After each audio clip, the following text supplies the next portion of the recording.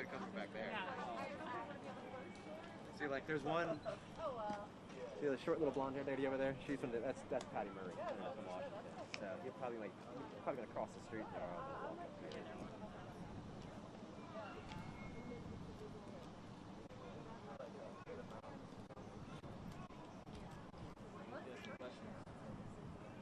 Yeah, we've got some reporters. So. That'll work. That'll be fine. Yeah, I mean the sun's going this way, so I'm not gonna see any shadow of that. So. Uh-oh. Look at this motley crew of photographers.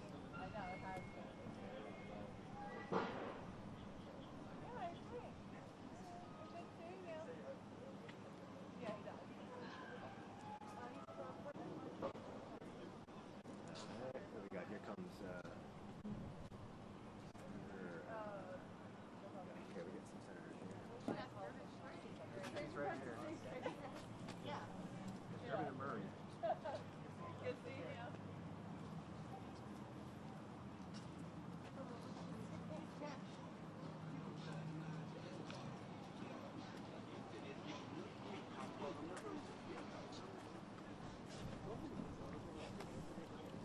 So we have a logistics question. Okay. Quick notice says that there's last votes at 5, and one does and one doesn't. One has 5 and one Is there a vote at 5 or? This is the last vote series. Is this the last vote series? Literally, it's a logistics question. This is the last vote series. I think Schumer's coming. He's the one to ask. Okay. Let's go, man. All right. To change us. You would know the way to play, Patty. Those shoes. Woo! That's a lot of me. It's good exercise.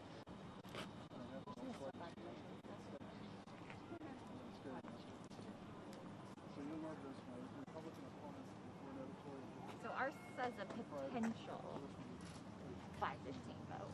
Okay. But it doesn't, I don't think that's been locked in. Movement notice said this didn't say anything after this vote. Yeah. And I saw your potential 5-0. Yeah. So I just wasn't sure. Yeah, I know. Yeah, it just says if cloture is invoked, there's a potential, but nothing's been locked in. Yeah. What to do? Yeah. Get someone to a reflector. Do that.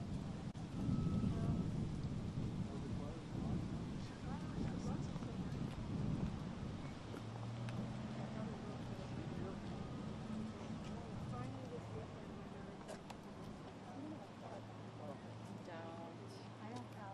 All right. Let's go. Can I be served? I think it'll be okay.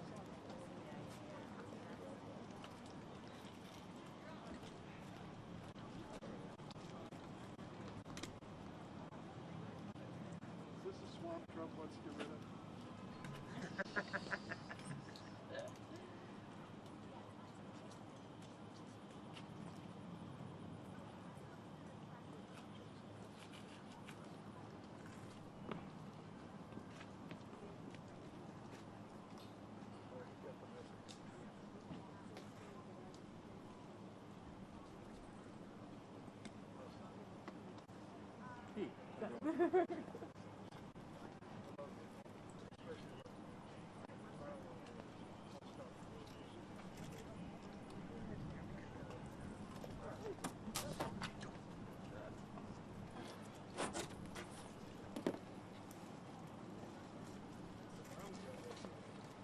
Yeah.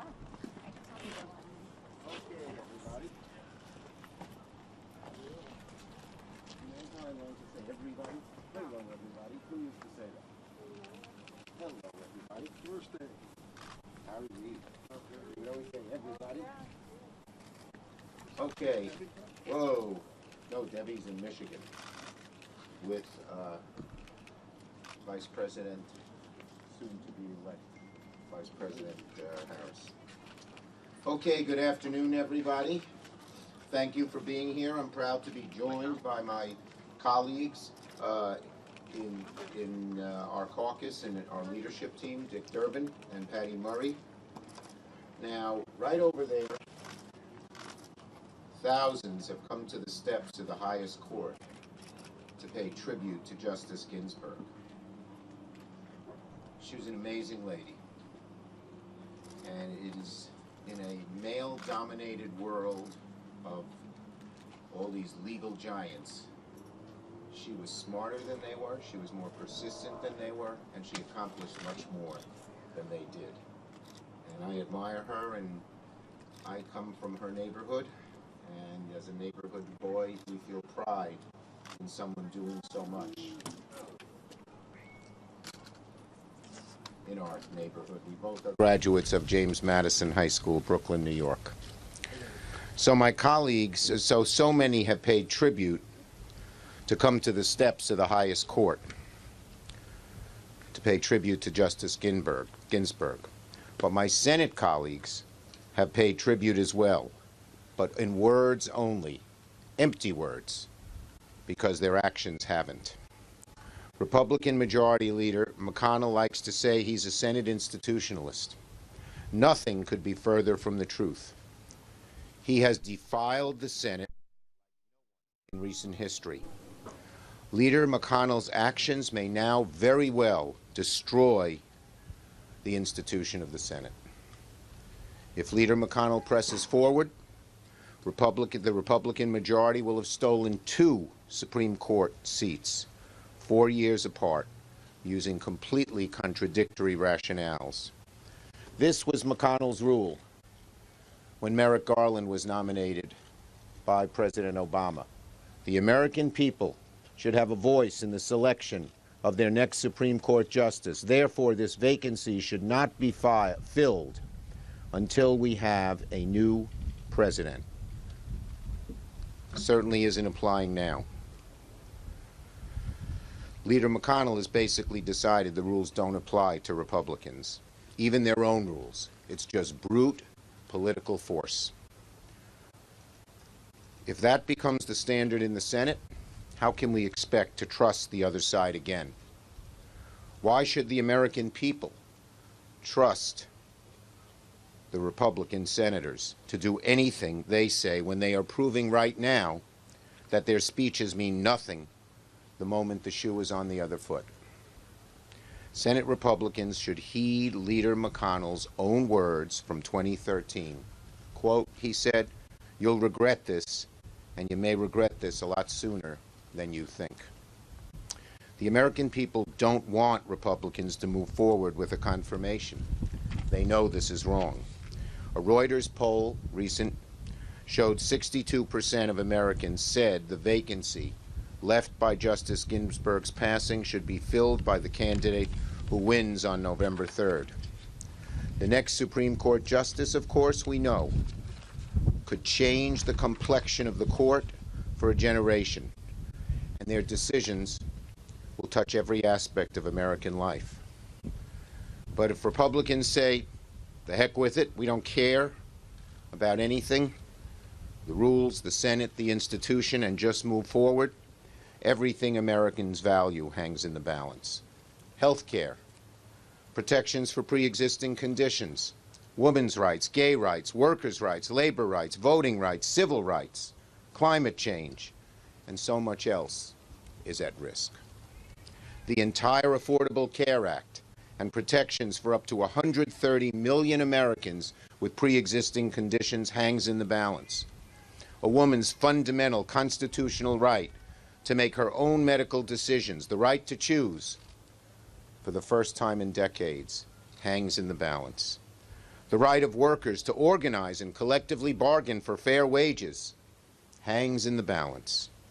The future of our planet, environmental protections, and the possibility of bold legislation to address climate change, as well as the Clean Air and Clean Water Acts, hang in the balance.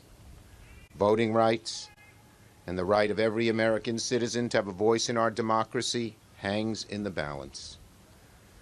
And so much more. And on every one of these issues, what the Republicans have done is they have pulled the federal judiciary to their far-right side. Now they want to tilt the Supreme Court even further away so it doesn't reflect the values of the majority of Americans. It reflects the values of an extreme right-wing majority. We've seen this play out over and over again. Republicans at the same time as they are rushing through a Supreme Court nominee, they're doing nothing about the COVID crisis. It's been 4 months since the House passed its HEROES Act. McConnell had a pause.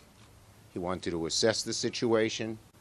Then he put a bill on the floor that was so emaciated it did hardly anything. And now they're ignoring COVID and its huge crisis once again to try and rush through a Supreme Court nominee. And at the same time, Senate Republicans in this administration have demonstrated they can't be trusted to protect the American people. That's why Senator Murray and I introduced the Science Transparency Over Politics Act, the STOP Act, to establish essential oversight of the coronavirus response. The bill would create a task force to report to the public when politics are behind COVID response decisions, rather than Republicans just letting scientists do their work. You'll hear a lot more about that from Senator Murray. But we Democrats are fighting as hard as we can to protect Americans. And we need Americans to fight. Stop lying to the people. Jesus saves! Jesus saves! Stop lying to the people. Jesus loves you guys! Thank you. Democrats are fighting as hard as we can to protect Americans, but we need Americans to continue to fight with us to keep holding Republican senators accountable. Senator Durbin. I got it. Oh, you want to put that down? Okay.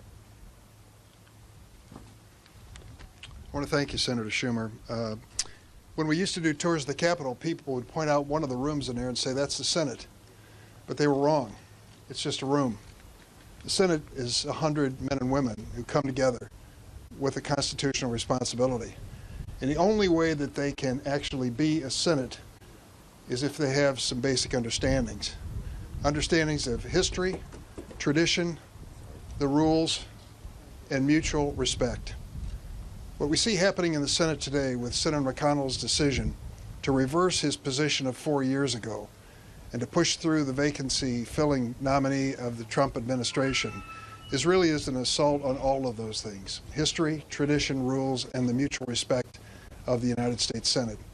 We've watched as his colleagues have come forward and squirmed away from their positions of 4 years ago, which kept Merrick Garland's name from even being considered in a hearing.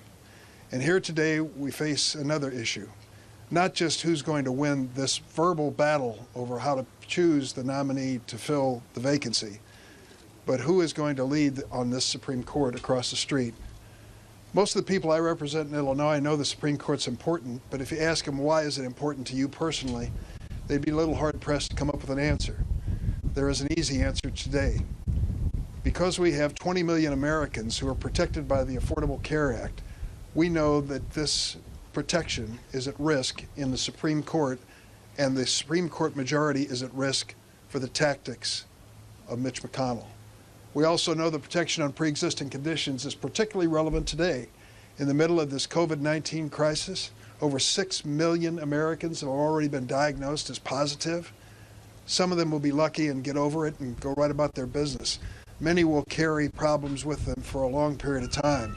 And trust me, if the insurance companies were given the power they had before the Affordable Care Act, those people, those who tested positive, will be people with pre-existing conditions who will pay more for their insurance if they can even buy it. That's the reality of the future of the Affordable Care Act, the role of the Supreme Court, and the political debate taking place on the floor of the United States Senate.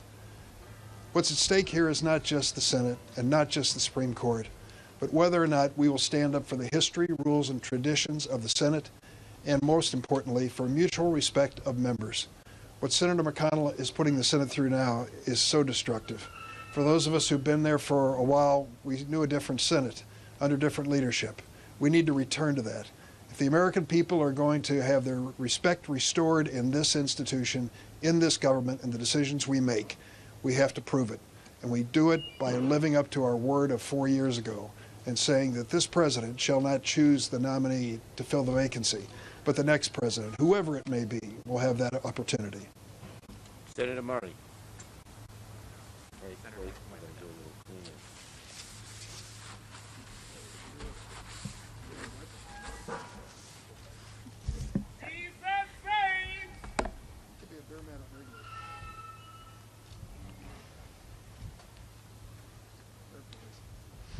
Well, thank you, Senator Durbin. It seems that virtually every day there's a new report of the Trump administration meddling in decisions that should be driven by public health and by science. The STOP Act, which we introduced today, says enough is enough. Families and communities are looking for accurate information about how to make the right decision for themselves and their loved ones, and they should be able to trust what they hear from their health department. This bill should not be one bit controversial, especially given how many of our Republican colleagues have said we need to be listening to the experts and following the science. Now they will have a chance to show they mean it with action. Another thing my Republican colleagues have repeatedly said is they support protections for pre-existing conditions. Well, just days after the election, the Supreme Court is scheduled to hear a case that will decide the future of health care in this country. Depending on that decision, tens of millions of Americans could lose their health care, pre-existing conditions could go away, young adults on their parents' coverage could be kicked off, and I could say more. Keep in mind, this is in the middle of a still raging pandemic that has cost 200,000 American lives, caused millions of people to lose their jobs, and left millions without health insurance, and left people nationwide with after effects of COVID-19 that in itself could become a pre-existing condition. So again, when healthcare matters perhaps more than it ever has, in the middle of a pandemic that is costing lives and sickening people nationwide, we still see Republican leaders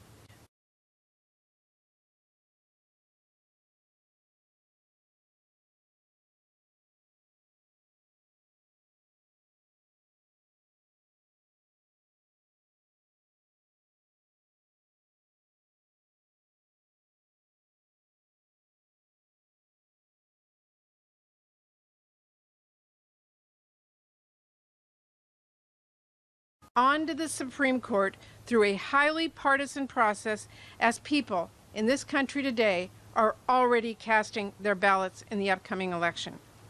Democrats are not going to stop for a minute over the next critical days and weeks when it comes to holding them to account for their hypocrisy. And I also want to add, I know this is an uphill battle, but just like when we defeated Trumpcare when no one thought we could, everyone who speaks up matters. Every voice is going to make a difference, and we should never underestimate that. So to those out there who care as much as we do, stand up, speak out. It makes a difference. Thank you. Questions? Yes, ma'am. Do you think that this sort of brings the importance of elections and voting into focus? I mean, the reason why there's likely going to be a third conservative justice in the court is because President Trump won the election. Senate Republicans won the majority. What is the message now to Democrats in terms of the importance of winning elections? It's not just a message to Democrats. It's a message to the American people. Whoop, sorry. Getting used to this. It's a message to the American people, which is so much of what you value is at stake, and it affects individuals. My daughter and her wife were sitting together at our Rosh Hashanah dinner when we heard the news of the terrible tragedy of Justice Ginsburg's passing. And one of them looked to the other and said, "Do you think our right to marry," they're married already, "but will be preserved?" So this matters to the American people. It's way beyond politics. But it means that if the American people care about these issues, they should let their Republican senators, who seem to be lining up lockstep, that they shouldn't be voting for this nominee, and then they have the opportunity at the ballot box, just 40 some odd days away, to change it. Yes? Doesn't this make an argument instead of talking about a filibuster to return to a 60-vote threshold where Republicans would have had to come to Democrats for this? And will you do that if you get the majority back? Look, all I've said is our first job is to get the majority back, and everything is on the table. But it was everything is on the table. We are going to look at how we can produce change. You and your colleagues have all have friends across.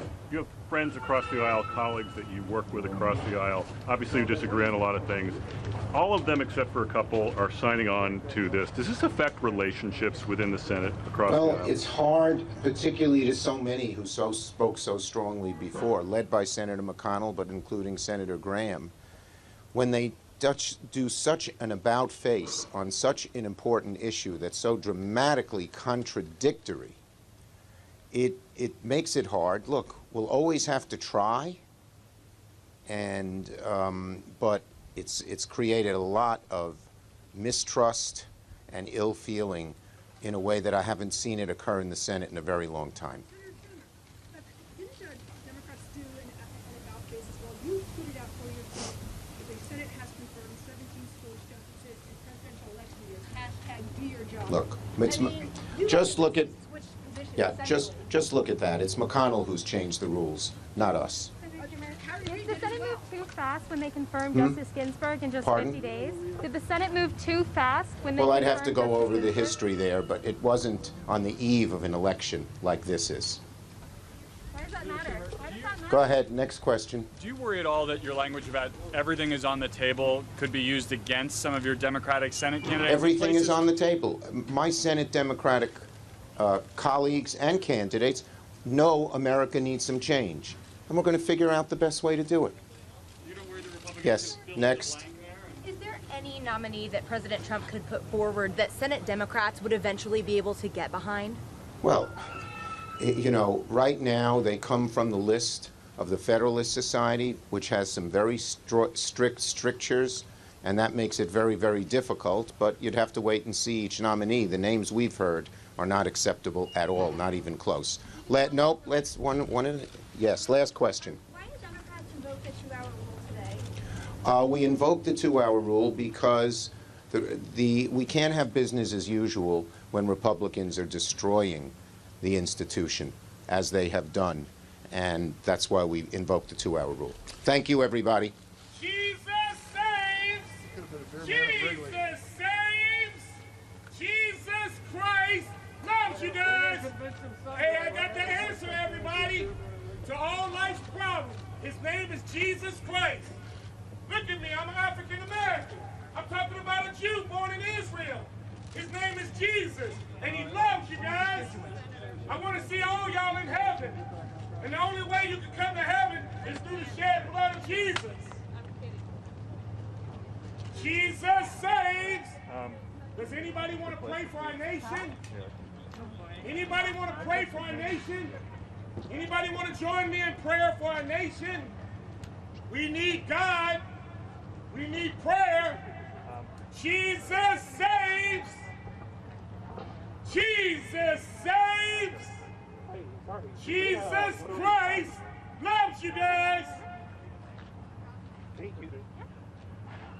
I have good news.